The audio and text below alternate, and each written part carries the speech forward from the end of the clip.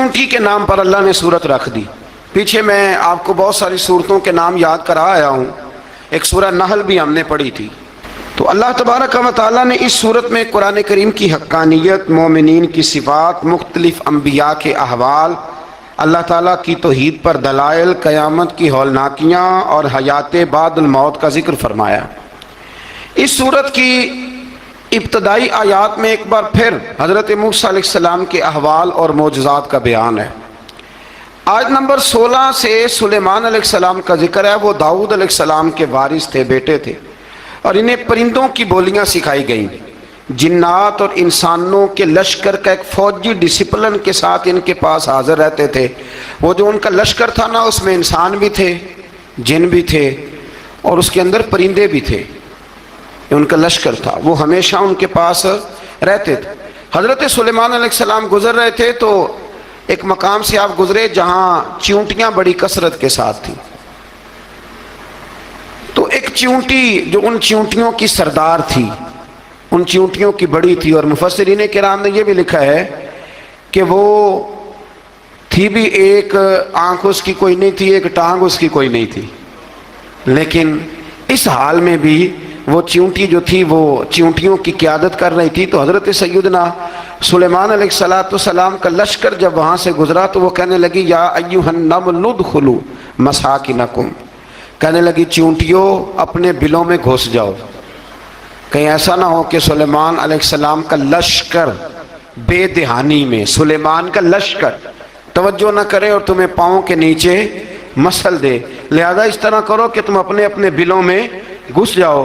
حضرت سلیمان ابھی 3 میل دور تھے. تمام مفسرین نے لکھا ہے 3 میل دور تھے. تو وہاں سے چیونٹی بول لی تو قرآن کہتا ہے کہ حضرت سلیمان اس کی بات سن کے ہنس پڑے. فتبسم ضاحکا، آپ اس کی بات سن کے ہنس پڑے کہ دیکھو یہ چیونٹی کیا کہہ رہی ہے. ذرا غور کرنا بات پر کہ حضرت سلیمان 3 میل دور فاصلے پر چیونٹی کی بات بھی سن لیتے. مولوی نے قرآن کی آیت پکی یاد کر لی، انا بشر مثلکم، کہتا ہے حضور نے کہا میں تمہاری طرح کا بشر ہوں. نبی ہماری طرح ہوتے ہیں جی. تو وہ تو 3 میل دور چیونٹی کی آواز سن لیتے تھے. اس کے کان میں چیونٹی رکھو بلا، اسے کہو کہ بتا بلا کیا کہتی ہے. کچھ بتائے گا پھر دوڑ لگا دے گا شاید. کان میں رکھو اس کو، کہو بتا چیونٹی کیا کہتی. اور اگر یہ لفظ نہ ہوتے قرآن کے کہ جب انہوں نے سنا تو ہنس پڑے، یہ جملے نہ ہوتے تو شاید اس کو بھی نہ مانتے. لیکن حضرت سلیمان نے سنی چیونٹی کی بات. اور اب اگلی بات کہنے لگا ہوں. بڑے خوبصورت لفظ لکھے ہیں مفسرین نے. فرماتے ہیں دیکھو، ایک چیونٹی نے ایک جملہ بول کے، ایک چیونٹی نے ایک جملہ بول کے اپنے قبیلے کی خیر خواہی کی تو رب نے اس کا جملہ بھی قرآن میں بیان فرما دیا. تو جو ساری زندگی لوگوں کو جملے بول بول کے کہے رب رسول کی طرف آ جاؤ، تو اللہ قیامت میں اس کی بات کو قائم نہیں فرمائے گا. جو بھی کسی کی خیر خواہی کرے وہ ایک جملہ بول کے کرے، اور ہو بھی چیونٹی. تو اگر اللہ اس کا ذکر قرآن میں باقی رکھتا ہے تو میں اور آپ اگر کسی کی خیر خواہی کریں گے تو انشاءاللہ ذکر باقی رہے گا. شرط یہ ہے کہ کریں خیر خواہی. خیر خواہی کرو کسی کی، ایک جملہ بول کے بھی کرو، چیونٹی بھی ہو تو اللہ قرآن میں ذکر باقی فرما دیتا ہے. تو اللہ تبارک و تعالیٰ نے اس بات کا ذکر قرآن مجید میں فرمایا. اس پر کئی کچھ لکھا ہے. اسی طرح سے ایک بات اور لکھی ہے ہمارے مفسرین نے کہ حضرت سلیمان ایک دن اسی طرح نکلے، قحط پڑ گیا تھا، بارش نہیں ہوتی تھی. تو حضرت سلیمان باہر میدان میں نکلے دعا کرنے کے لیے، خشک سالی تھی. تو جب آپ گئے تو ایک چیونٹی اپنے پر پھیلا کے دعا مانگ رہی تھی. تو رب کریم نے فرمایا سلیمان آپ واپس چلے جائیں، بارش آ جائے گی پر آئے گی چیونٹی کی دعا پہ. تو حضرت سلیمان نے عرض کی مولا میں بھی تو اتنا لشکر لے کے آیا ہوں نا، تو چلو ہمیں بھی دعا کر لینے دے. تو چیونٹی کی دعا پہ برسا دینا پر دعا کر لینے دے. فرمایا نہیں، آپ واپس جائیں، دعا نہ مانگے. یا اللہ کیوں؟ فرمایا چیونٹی کا دل ٹوٹ جائے گا، وہ تو کہے گی کہ یہ سلیمان کی لشکر دعا پہ پھر بارش آئی ہے. تو آپ نہ کریں تاکہ اس کے دل میں یہ بات رہے کہ نہیں میرے رب نے میری دعا پہ بارش فرمائی ہے. آپ جائیں، آج بارش آئے گی پر آئے گی چیونٹی کی دعا پہ. تو جو چیونٹی بارش کی دعا کرے قوم کے لیے، اللہ اگر اس کا ذکر قائم رکھتا ہے تو جو اپنی قوم کے لیے ہدایت کی دعا کرے، اور کبھی کبھی گردن جھکا کے دیکھا کرو کہ دل میں رسول اللہ کی امت کا درد کتنا ہے. اگر کہیں حضور کی امت کا درد ہے تو پھر انشاءاللہ ذکر قیامت تک باقی رہے گا. پھر انشاءاللہ قیامت تک آنے والی نسلیں بھی آپ کا ذکر کریں گی اگر حضور کی امت کا درد سینے میں موجود ہے. اسی طرح سے پھر حضرت سلیمان کے لشکر میں نا ایک ہدہد نامی پرندہ بھی تھا. لشکر کا کارکن تھا پرندہ. ہدہد غائب تھا تو حضرت سلیمان کہنے لگے کدھر گیا وہ ہدہد؟ نظر نہ آ جایا سخت سزا دوں گا. یہاں تو کوئی اچھی خبر لائے گا. چونکہ وہ ہدہد پرندہ جاتا تھا تو خبریں لا کے دیتا تھا ورنہ سزا دوں گا. اتنی دیر میں ہدہد بھی آ گیا. یہ پرندے جو کارکن ہوتے ہیں بڑے سیانے ہوتے ہیں. کبھی بندہ ناراض ہو تو صحیح خبریں لے آتے ہیں. تو صحیح خبر لے کے آ گیا. آتے ہی آ کے بیٹھا تو اس نے حضرت سلیمان علیہ السلام نے کہا کہاں تھے؟ عرض کرنے لگا حضور میں ملک سبا گیا تھا. وہاں ایک عورت حکمرانی کرتی ہے, اس کا نام بلقیس ہے. بہت بڑے تخت پہ بیٹھتی ہے. 80 گز اس کا تخت لمبا ہے, 40 گز چوڑا ہے, اور شاید 80 من کے 80 ٹن اس کا وزن ہے. تو حضور وہ سورج کو پوچھتے ہیں. حضرت سلیمان نے فوراً خط لکھا, فرمایا جا کے اسے میرا خط دے دو کہ یہاں تو کلمہ پڑھ کے ہماری فرما بردار بن جائے ورنہ تیار ہو جائے. جو اللہ کے غیر کو پوچھتے ہیں ہم ان کے خلاف جنگ کریں گے. وہ جب لے کے گئے نا خط, یہ حدود گیا تو وہ میٹنگ کر رہی تھی, اس کے وزیر مشیر سارے بیٹھے تھے. اس نے جا کے خط پھینک دیا ملکہ بلقیس کی جھولی میں. اس نے خط پڑھا تو ڈر گئی. وزیروں کو بلایا. حضرت سلیمان, قرآن کہتا ہے حضرت سلیمان نے کہا تھا خط پھینک کے نا تو سائڈ پہ ہو کے سننا. وہ کیا کہتے ہیں؟ بندوں کے لیے منع ہے, پرندوں کے لیے جائز ہے. بندوں کے لیے منع ہے سائڈ پہ ہو کے سننا. ہاں جس کی جاسوسی کی ڈیوٹی ہو, کفر کی جاسوسی کی, اس بندے کے لیے بھی جائز ہے. تو یہاں ایک تو وہ پرندے تھے, دوسرا کفر کی جاسوسی کر رہے تھے. سائڈ پہ ہو کے سننے لگے تو ملکہ بلقیس کہنے لگی اب کیا کرنا ہے, یہ خط آیا ہے.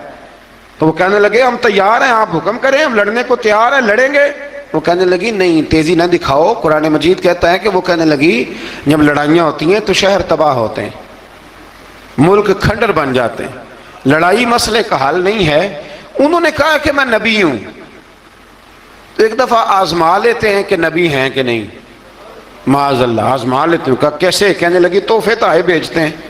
اگر مال پر دل للچا گیا تو پھر نبی نہیں بادشاہ ہے, اور اگر مال پر دل للچایا نہ تو پھر اللہ کے کامل بندے. یہ فرق اس نے اس وقت بیان کیا. اس نے 500 کنیزیں, 500 غلام, بڑے شاندار لباس پہنا کے, 500 گھوڑا بڑا تگڑا, اس کے اوپر مال و اسباب رکھ کے تیاری کرا کے حضرت سلیمان کی طرف بھیجا. ہدہد پہلے سے خبر لے کے آ گیا. حضور اس نے یہ پروگرام بنایا ہے. وہ جب آیا سارا کچھ تو حضرت سلیمان دیکھ کے جلال میں آ گئے. فرمانے لگے اسے جا کے کہہ دو تو مجھے کیا تحفے بھیجے گی, میرے رب نے مجھے مالا مال فرمایا ہوا ہے, انہیں مالا مال کیا میرے مالک نے. جا اسے جا کے کہہ تو کیا تحفے دے گی. جب رب دیتا ہے تو پھر کوئی کمی نہ وہ نہیں چھوڑتا. بندے کیا دے سکتے ہیں؟ بندے تو بیچارے 10 دے کے تو 10 دن ان کی آنکھیں نہیں کھلتی. فرمایا مجھے اللہ نے جو دیا ہے کیا بات ہے اس کے دینے کی. تو فرمایا اسے کہو یا فرما بردار ہو کے آ جائے یا جنگ کے لیے تیار ہو جائے, ہم اسے اس کے شہر سے ذلیل کر کے نکال دیں گے. اس نے جا کے جب پیغام دیا تو اور ان لوگوں نے بھی آ کے بتایا کہ وہاں تو ہم عجیب منظر دیکھ کے آئے ہیں کہ جانور بھی ہاتھ باندھے کھڑے ہیں, وہاں تو جنات, سرکش جنات کھڑے ہیں. وہ بادشاہ نہیں, وہ نبی ہیں. وہ جو 500 غلام اور 500 کنیزیں گئی تھی حوال سنایا آ کے. تو ملکہ بلقیس نے پھر خط لکھا کہ میں فرما بردار ہو کے آ رہی ہوں. مانا کیا ہے؟ میں کلمہ پڑھنے کے لیے آ رہی ہوں. تو حضرت سلیمان نے کہا بھئی اب اس طرح کرو, ذرا فرش بچھاؤ. انہوں نے فرش بچھایا اس طرح کا کہ اوپر فرش تھا, نیچے مچھلیاں تیر رہی تھیں, لگ رہا تھا دریا ہے.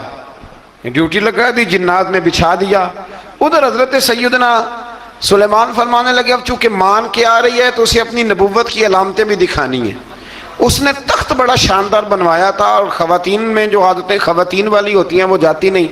وہ 7 کمروں میں نا پیچھے اپنا تخت رکھ کے تو 7 دروازے بند کر کے آئی.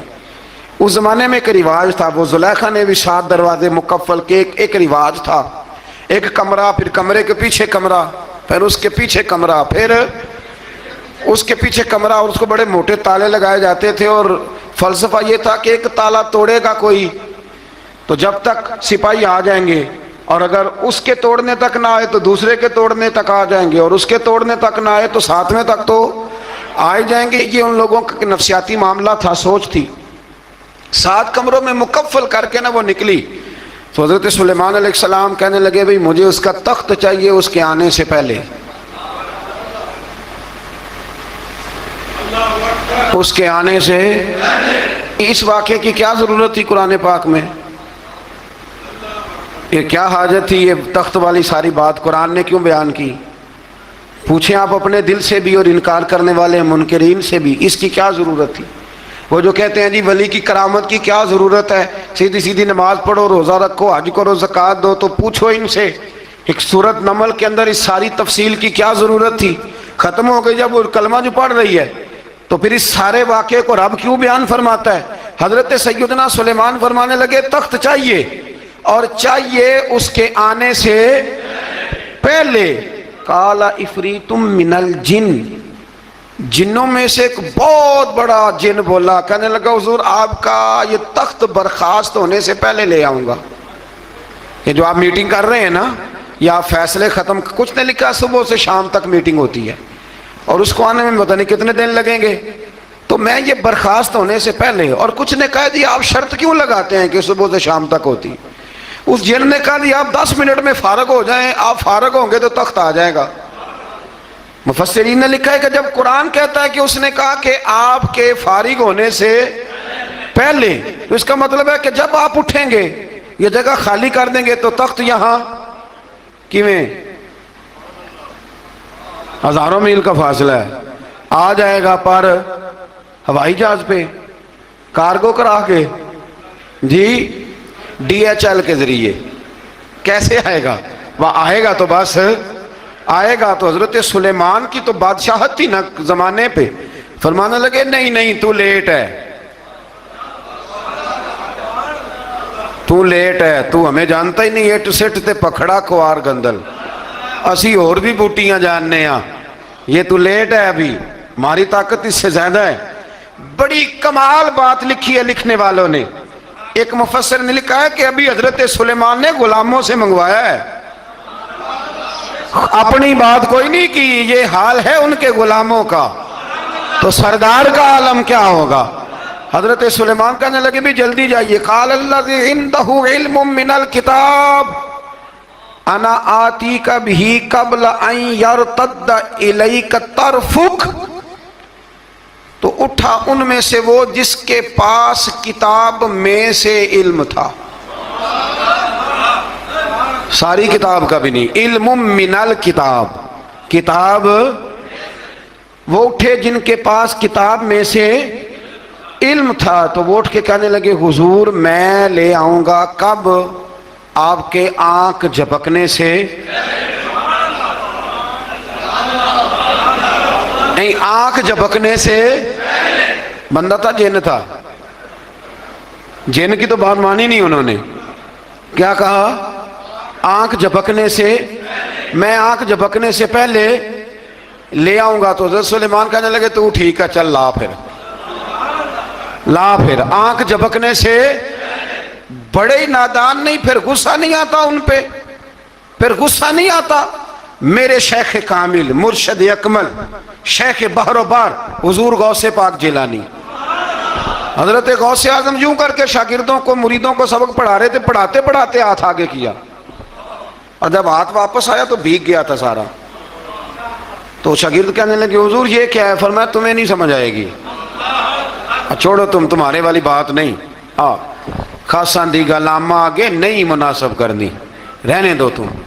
کچھ وقت گزرا تو کچھ لوگ آ گئے، ابھی کلاس ختم نہیں ہوئی تھی، کپڑے بھیگے ہوئے ہو، وہ شاگرد پہلے ہی منتظر تھے، کہا تمہیں کیا ہوا؟ کہنے لگے دریا میں جا رہے تھے، اچانک ہچکولے آنے لگے، تو ہم نے کوئی کسی بے عمل کا بازو تو نہیں نہ تھاما، ہم غوث اعظم کے ماننے والے ہیں، تو دریا میں کہا یا شیخ عبد القادر جیلانی شیئا للہ، اللہ کے راستے میں مدد کرو، تو کہنے لگے بس ایک ہاتھ ہی آیا ہے، اور یوں کشتی کھینچ کے باہر نکالی ہے. تو اب وہ شاگرد سارے چپ کر گئے, کہنے لگے جواب کیوں نہیں دیتے؟ انہوں نے کہا تم نے ہاتھ دیکھا ہے پہنچتا ہوا, اور ہم نے ہاتھ دیکھا یہاں سے جاتا ہوا. تم نے پہنچتا ہوا دیکھا ہے, تو ہم نے حضرت بہاؤالحق نقشبند بخاری, ان کی ایک مریدنی تھی, اوپر چبارے پہ کسی نے اس کی عزت پہ ہاتھ ڈالا, چبارے پہ اوپر والی منزل پہ. اس مریدنی نے اپنی عزت بچانے کے لیے چھلانگ لگا دی. جب وہ نیچے گر رہی تھی تو حضرت بہاؤالحق نقشبند بخاری پہنچ گئے. نیچے کوئی ایسا بندوبست کر دیا, کوئی چارپائی بچھا دی, کوئی ایسا جس پہ وہ آ کے آرام سے گری اور بچ گئی. حضرت صاحب کی طرف دیکھ کے کہنے لگی حضور آپ کب آئے؟ فرمانے لگے پتر جب تو چبارے سے چلی تھی تب میں بخارے سے چلا تھا. جب تو چبارے سے چلی تھی نا تب میں بخارے سے چلا تھا, اور تیرے نیچے آنے تک میں بھی پہنچ گیا ہوں. میں بھی مالیدہ کم راکھی کرنا, پھل کچے ہون یا پکے, اے پیر مریداں دے سر تے ہی رہندا ہے.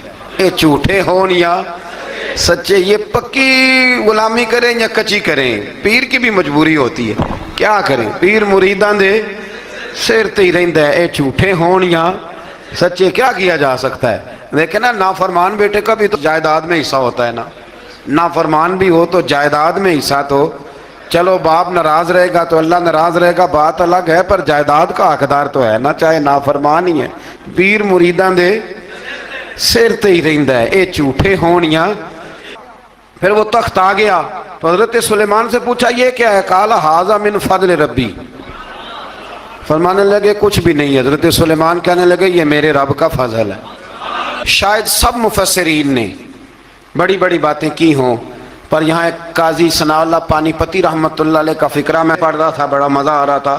قاضی صاحب فرمانے لگے اس آیت پہ, قاضی صاحب کہتے ہیں جن پر نرا فضل تھا, ھذا من فضل ربی, نرا فضل, فرمایا ان کی تو اتنی طاقت ہے کہ وہ ہزاروں میل دور سے 80 گز لمبا 80 گز چوڑا تخت آنکھ جھپکنے سے پہلے لے آتے ہیں. اور جن کے بارے میں اللہ فرماتے ہیں بشر المؤمنین بان لہم من اللہ فضلا کبیرا, فرمایا محبوب اپنے غلاموں کو خوشخبری دے دیں, باقیوں پہ نرا فضل تھا, ان پر تو فضل کبیر ہے, ان پر تو بڑا ہی فضل ہے اللہ کا. تو فرمایا جن پر فضل کبیر ہو, ایک نہیں, اس پر میں بڑے دلائل دے سکتا ہوں, کرامات اولیاء پر میں بڑے ہی دلائل دے سکتا ہوں, بڑے. غوث اعظم رضی اللہ تعالیٰ عنہ کے پاس بادشاہ آیا تو کہنے لگا پیر تب مانوں گا جب سیب کھلائیں گے. سیب کا موسم ہی نہیں تھا. تو حضرت صاحب آتے ہی اسے کہنے لگے اب تو میری ولایت کو سیبوں پہ تو نہ تول, اب سیب کھلائے تو ولی یا نہ کھلائے تو ولی کوئی نہیں, یہ تو اب میری ولایت کو سیبوں پہ تو نہ تول. تو حضرت صاحب نے یوں ہاتھ اٹھایا تو اللہ نے 2 سیب عطا فرمائے. تو وہاں جملہ ہے حضور غوث اعظم کا, فرمانے لگے اگر اللہ حضرت مریم سلام اللہ جو بنی اسرائیل کی ولیہ ہیں, ولی ہے نا, وہ نبی تو نہیں نا, عورت نبی نہیں ہو سکتی. فرمایا اگر اللہ انہیں بغیر موسم کے پھل دے سکتا ہے, میں تو محمد عربی کا نوکر ہوں. فرمایا اب نہ 2 سیب آئے تھے, تو وہ کہنے لگا میرے تو دل میں 1 سیب تھا نا, تو حضور غوث اعظم نے نا 1 سیب مجھے دیا, 1 میں نے کھایا تو 1 غوث پاک کھانے لگے. کہتے ہیں میں نے منہ میں رکھا, ذرا ترش تھا, تو میرے چہرے کا وہ رنگ دیکھ کے نا, اثر دیکھ کے کہ تلخی محسوس, تو غوث اعظم کہنے لگے میرے والا کھا. تو 1 انہوں نے کاٹ کے ٹکڑا دیا, کہتے کھایا تو بڑا میٹھا تھا. تو میں نے کہا حضور آئے تو دونوں ہی غیب سے ہیں, تو آپ کے والا میٹھا ہے میرے والا کڑوا ہے. تو آپ فرمانے لگے آئے تو دونوں غیب سے تھے, پر ایک کو ذرا ظالم کے ہاتھ لگ گئے ہیں نا, اس کو تنبیہ بھی کر دی کہ ظلم سے باز آ جا, تنبیہ بھی کر دی. فرمایا ہاتھ ظالم کے لگ گئے اس لیے ترش ہو گیا, سیانا بن. 1 نہیں 20 درجنوں. لیکن پتہ نہیں کیوں لوگ اڑ گئے, پتہ نہیں کیوں کڑ کے آ گئے کرامت اولیاء کے معاملے میں. بالکل, اور پھر کسی حدیث میں یہ نہیں آیا کہ اس زمانے میں ولی ہوں گے تو اس زمانے میں ولی نہیں ہوں گے. حضور نے فرمایا میری امت کبھی گمراہی پر جمع نہیں ہوگی. اقبال کہتے ہیں اولیاء کیا ہوتے ہیں, اولیاء کیا ہیں, جواسیس القلوب. اقبال کہتا ہے ولی کا بہت بڑا ولی تم نے دیکھنا ہو تو اسے دیکھو جو تیرے دل کا جاسوس ہے.